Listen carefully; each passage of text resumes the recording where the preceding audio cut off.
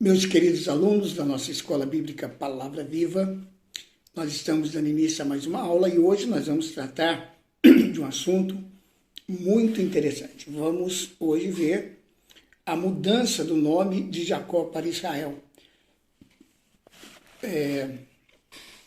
Como que isso aconteceu e quais foram as implicações desta mudança tão importante na vida de Jacó. Bom, na aula passada nós vimos como que a descendência de Abraão prosseguiu. E Isaac casou-se com Rebeca e eles tiveram gêmeos, Esaú e Jacó. Lembrando que o nome Jacó significa suplantador. Deus havia dito antes de nascerem que Jacó receberia a bênção da descendência. E nós vimos que, como ele recebeu essa promessa de seu pai, por causa de Isaac e Rebeca estarem divididos quanto à preferência dos filhos, é que Jacó recebeu a promessa de uma forma não preparada por Deus. Porém, a promessa, o pacto eterno, prevaleceu. Então Isaac ordena que Jacó vá para a terra da família de Rebeca, para não se casar com alguém de Canaã. No caminho de Padã-Arã, Jacó teve um sonho, e nesse sonho Deus confirma a promessa para Jacó. Então Jacó tem uma visão dos céus, e ele recebe a promessa de Deus. Nós vamos ver isso em Gênesis capítulo 28, do versículo 10 ao 17. Então Isaac foi, chamou Jacó e o abençoou, e ordenou-lhe, dizendo: não tomes mulher dentre as filhas de Canaã.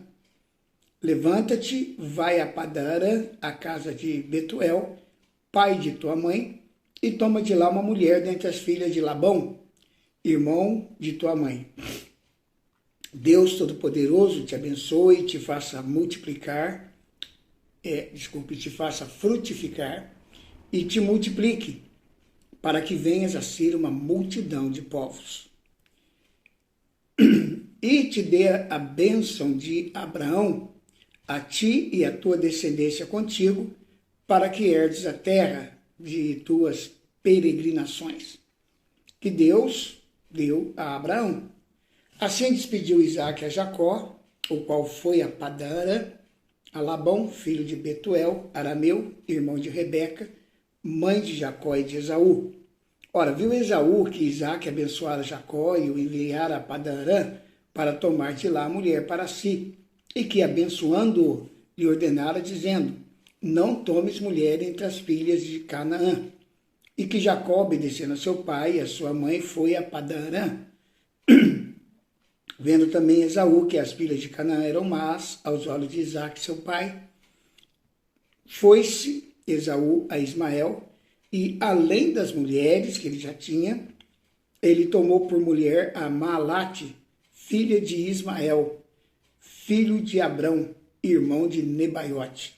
Partiu, pois, Jacó de Beerseba e se foi em direção a Arã. Bom, então depois da chegada de Jacó a Padã-Arã, alguns fatos se sucederam.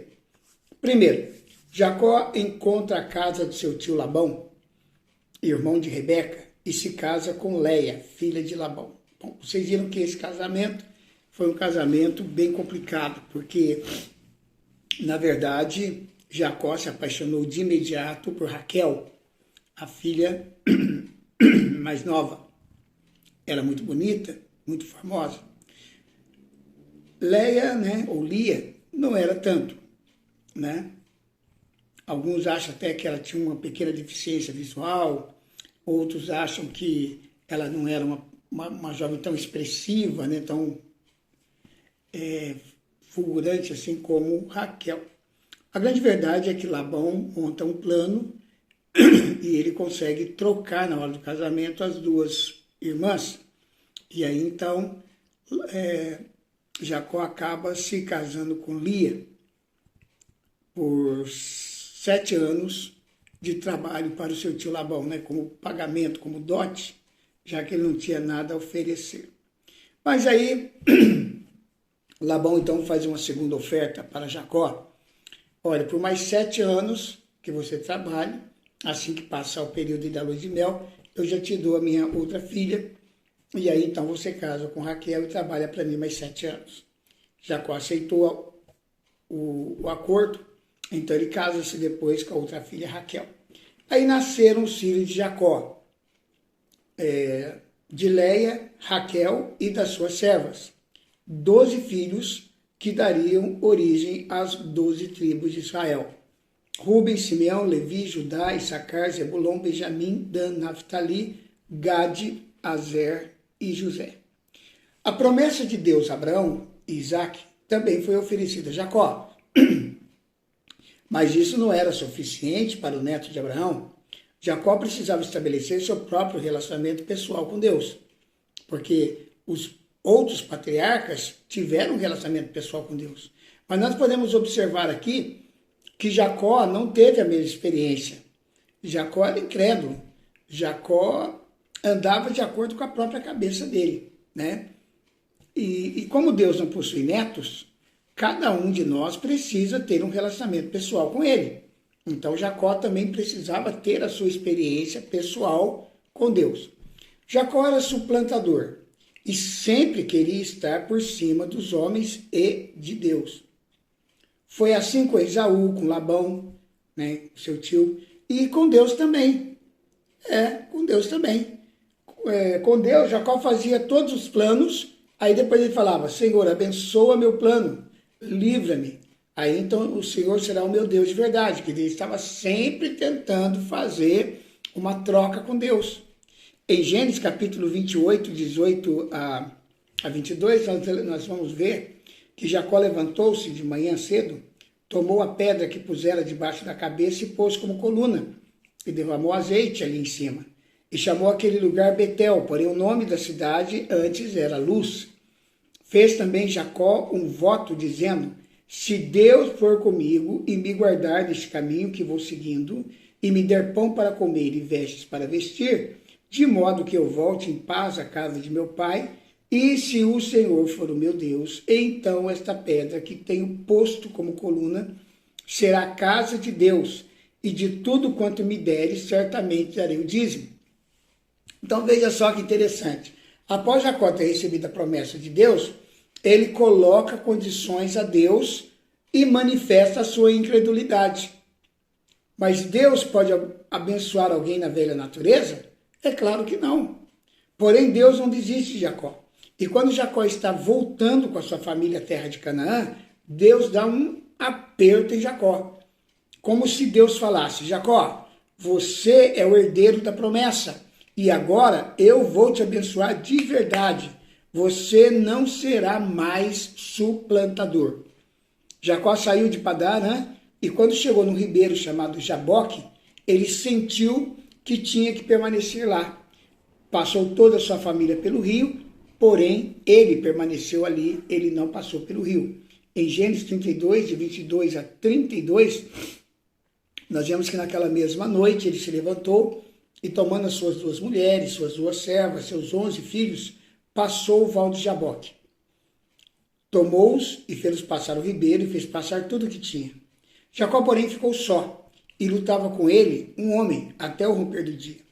Quando ele viu que ele não prevalecia contra ele, quer dizer, o homem, né? Ele percebeu que ele não prevalecia, não conseguia prevalecer na luta contra Jacó, tocou-lhe a juntura da coxa e se deslocou a juntura da coxa de Jacó, enquanto lutava com ele.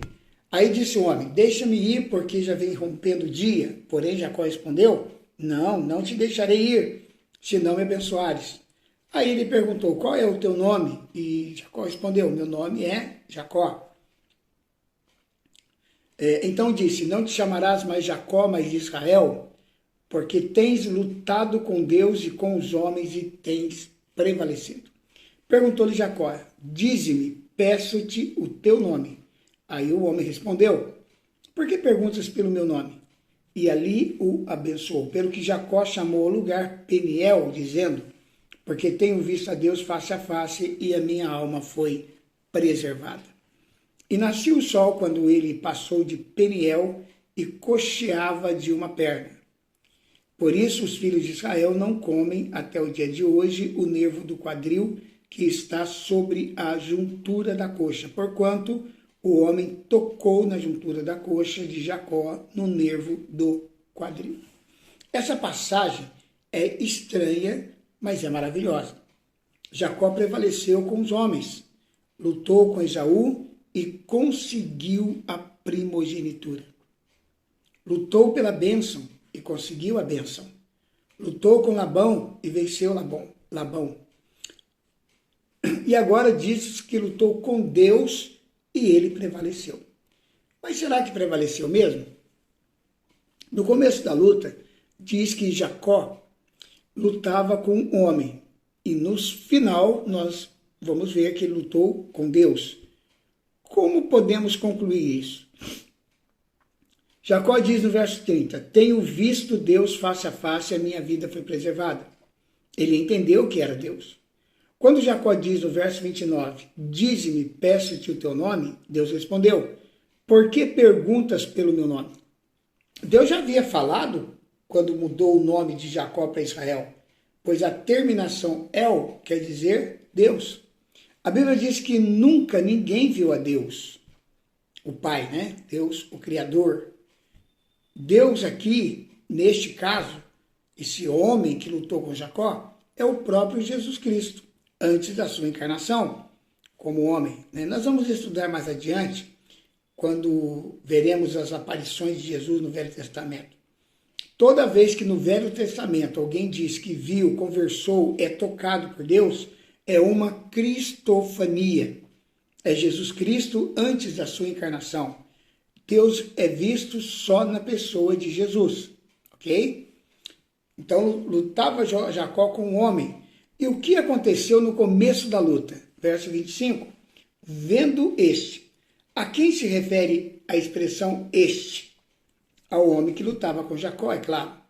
Vendo este que não prevalecia contra Jacó, essa é a nossa resistência a Deus, né? Quando dizemos não a Deus, Deus vem nos buscar, Deus quer nos salvar e nós resistimos a Deus, prevalecemos contra Deus. A nossa vontade, o livre-arbítrio é soberano diante de Deus. Ninguém é salvo se não quiser ser salvo. Aí, às vezes, Deus dá um toque, tá? Deus dá um toque. E aí nós ficamos mancos. Jacó ficou literalmente, fisicamente manco, para que soubesse que não era um sonho, que não era uma visão e que era real. Isso é uma lição para nós, irmãos. Na hora que Jacó ficou manco, a carne cedeu e Jacó então pediu a bênção. O verso 26 diz,